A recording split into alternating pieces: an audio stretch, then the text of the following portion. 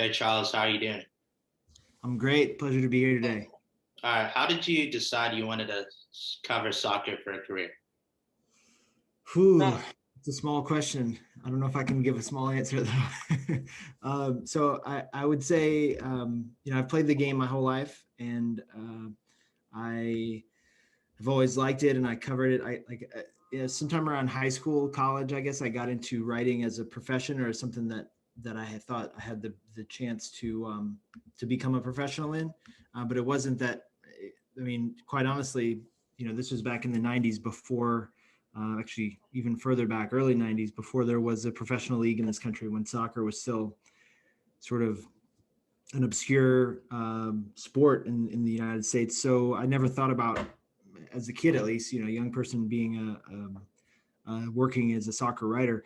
But then after school, I graduated from college and had done a little bit, and MLS was growing at that time, was had been founded a few years before, and it was I when I after I graduated from university, I went and did served in the Peace Corps and lived abroad for a couple of years, and started to sort of um, see that there were other areas in which you could make a life in this game. And living in another country, I lived in a small Caribbean nation called Grenada, and had some of my most powerful experiences professionally, personally, culturally through the game. And then after that I moved to DC, to this area. I live in Washington DC, and I responded to a job posting, or like basically looking for freelancers posting on ESPN SoccerNet, which old heads may remember. That was the original ESPN soccer site.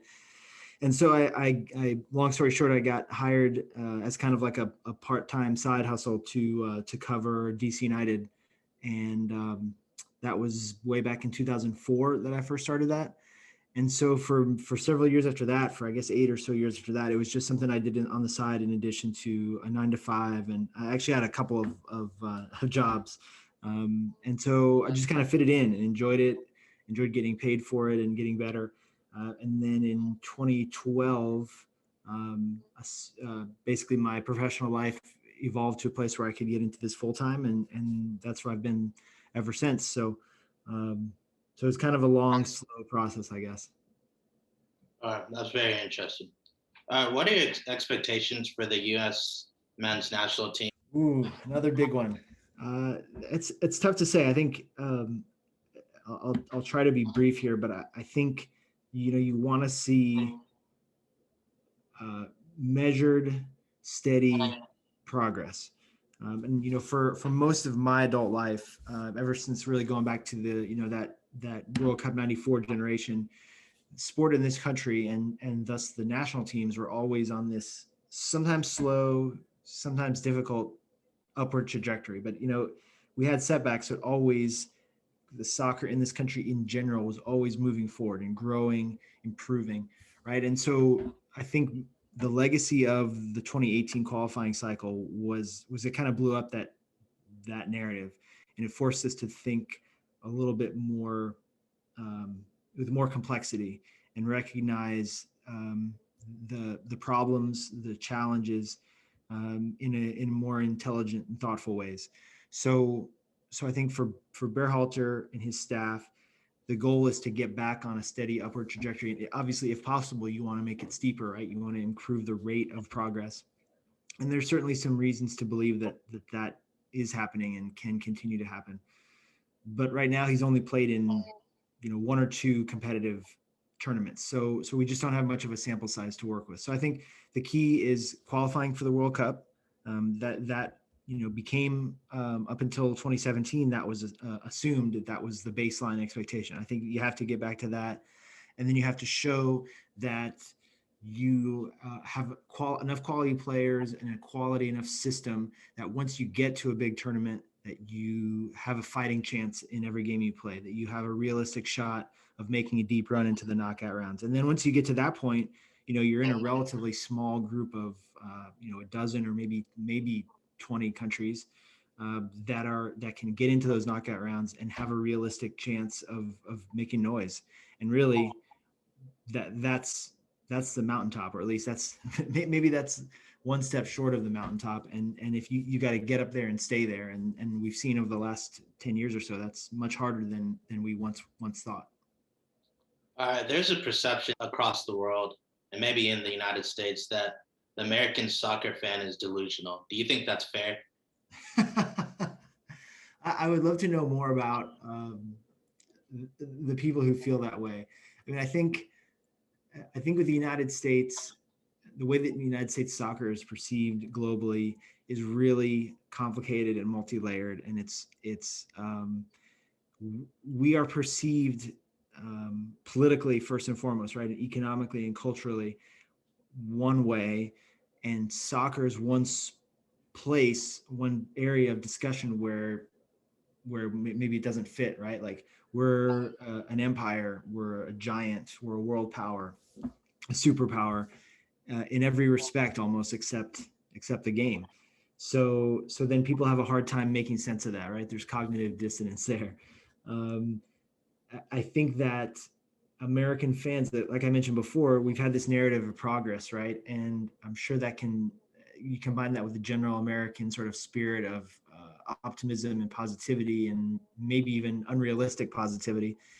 Maybe we do look delusional, but that's the American soccer community is too big to make easy generalizations about. We're too diverse. Just there's too many of us. And that in and of itself is hard for people from other cultures, I think, to get their heads around if they don't spend time here. So yeah, maybe there's some of that, but I think you have to go deeper. I think you have to look deeper and have a longer conversation to learn. Those of us that are older, that have been around and seen some stuff. I mean, I think I started as a fan and became a commentator and an analyst and stuff. And so I try not to think like a fan, but I recognize that way of looking at the game.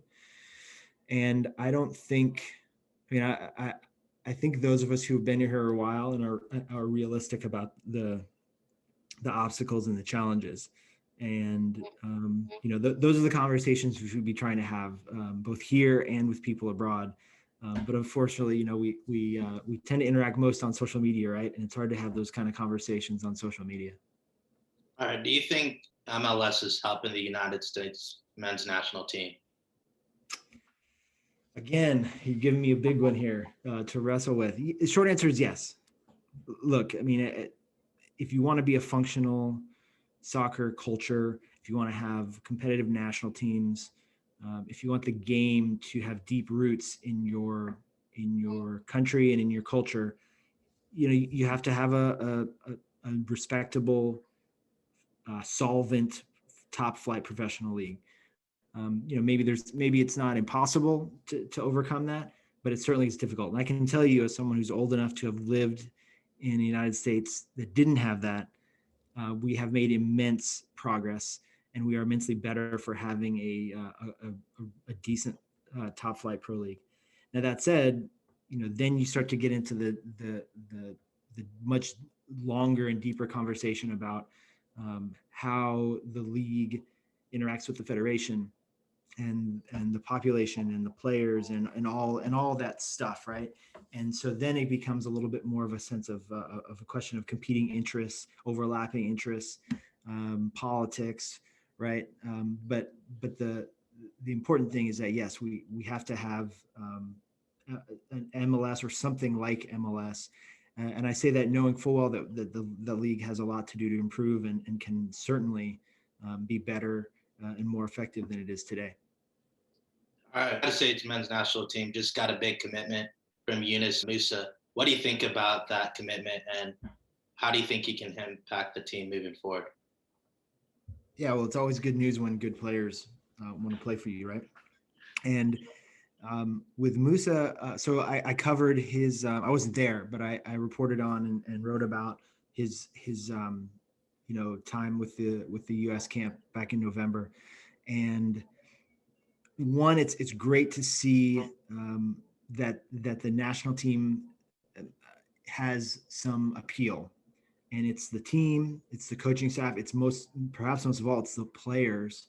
He was in an environment where he had fun, he enjoyed himself, he got along well with his teammates on a personal level.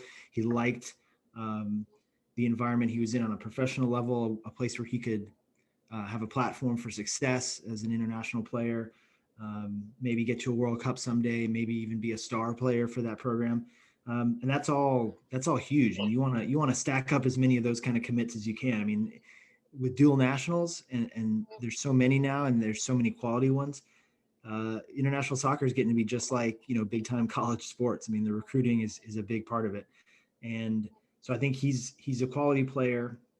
I don't want to overstate his quality because he's still a young guy. He's got a lot to learn. He's going to have ups and downs, form, his club career. He's going to have issues, and there may be times when he's not, a selection. But you've got to have as many guys like that who have shown their quality at such a young age, and who have a potential upside to get even better than they are. I mean, how many players who get regular minutes for a top La Liga side have ever worn a U.S. jersey or even been in the mix to wear a U.S. jersey? That's a really short list. So I like his game a lot. I like his personality. I hope that he continues to do the things he's done so far, because it's a great tool to have. And then hopefully, again, you start to get a longer list of those guys, and then you call them into camps and you have them compete head to head with one another for roster spots and minutes, and then you start to really see the growth of the national team.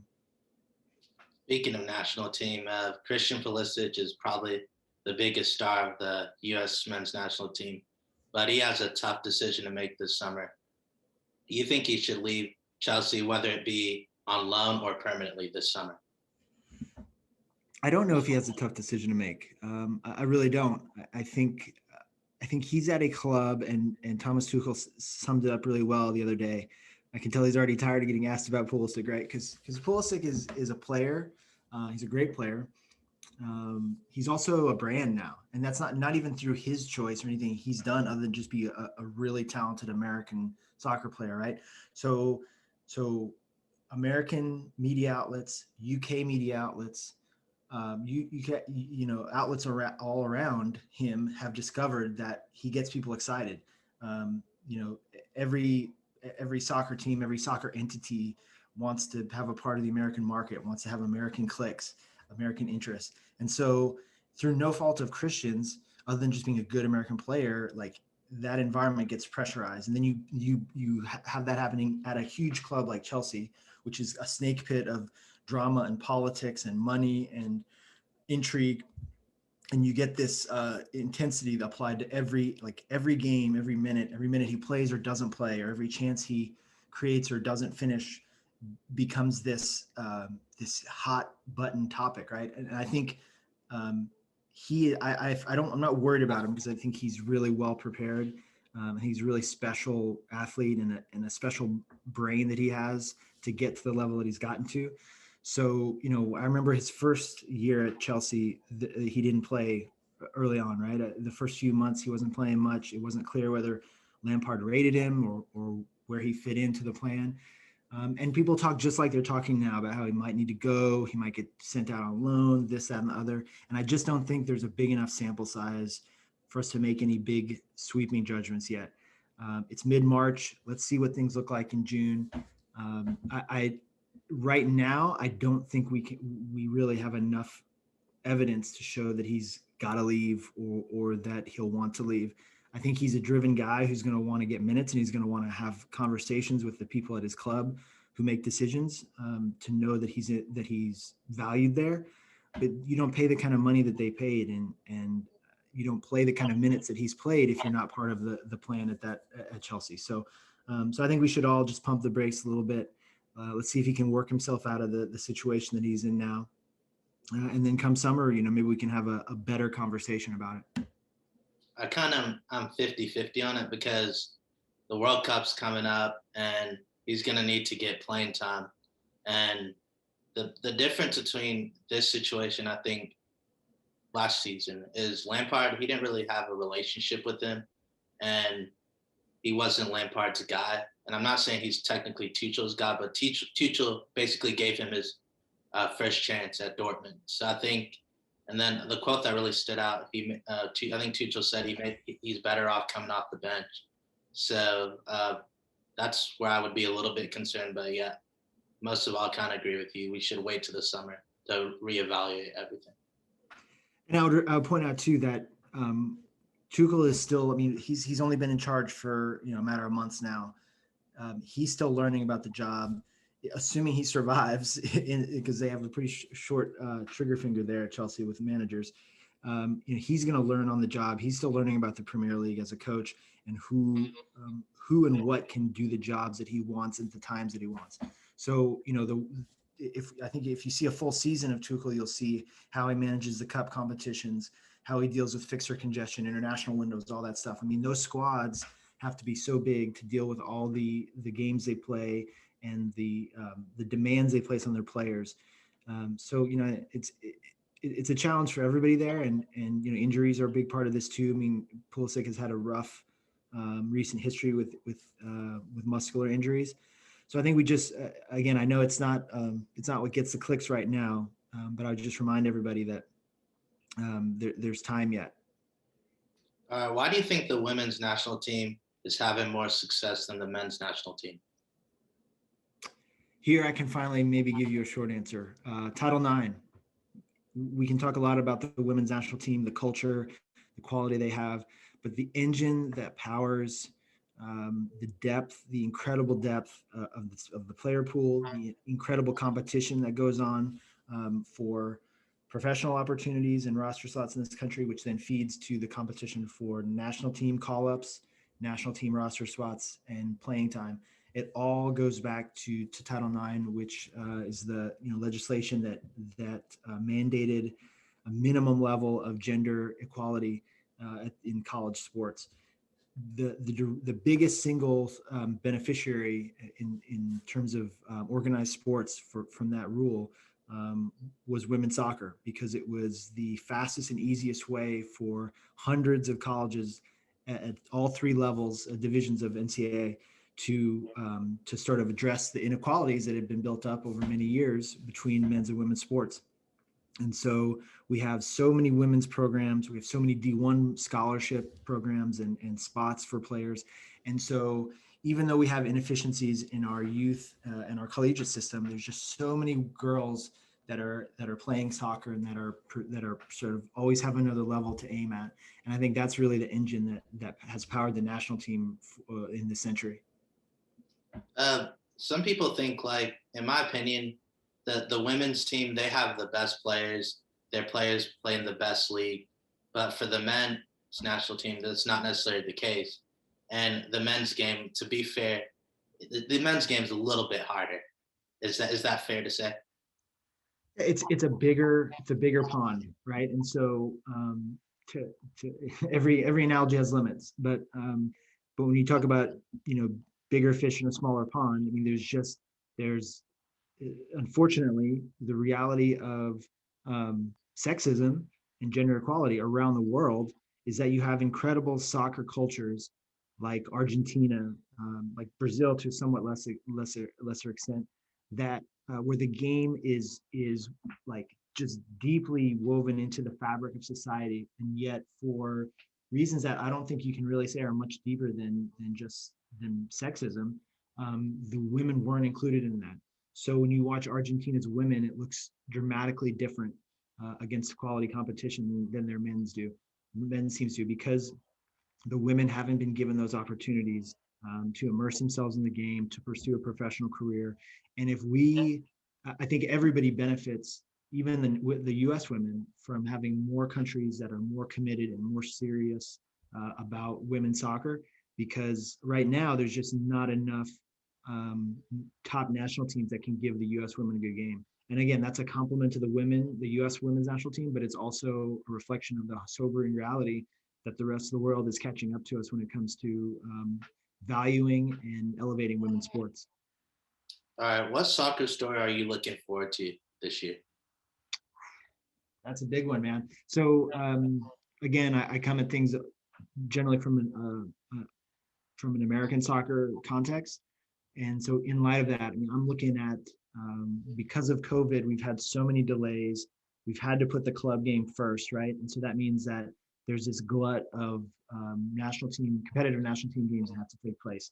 So if we just look at the U.S. men's national team alone, starting at the end of May, They're going to have CONCACAF Nations League semifinals and possibly final or third place game. Then they're going to have Gold Cup. Then they're going to start World Cup qualifying. And they're going to have the hexagonal has been replaced by the octagonal, right? So you're going to have this heavy slate of high pressure World Cup qualifiers packed into a smaller window than they've ever been played in. So, and around the rest of CONCACAF, the teams that are outside of the top places are going to have to play semifinal qualifying games that are going to start this month. So there's so many national team games, and the club schedule is still going to continue, right? I mean, there's still going to be club games to play. Players are going to have to be so fit. They're going to have to be taken care of by the different coaches and the different technical staffs for club and country. It's just going to be a wild sprint, basically, to the 2022 World Cup. And I don't think we've ever seen anything like it in modern history. We don't know what it's going to look like because we've never done it this way before.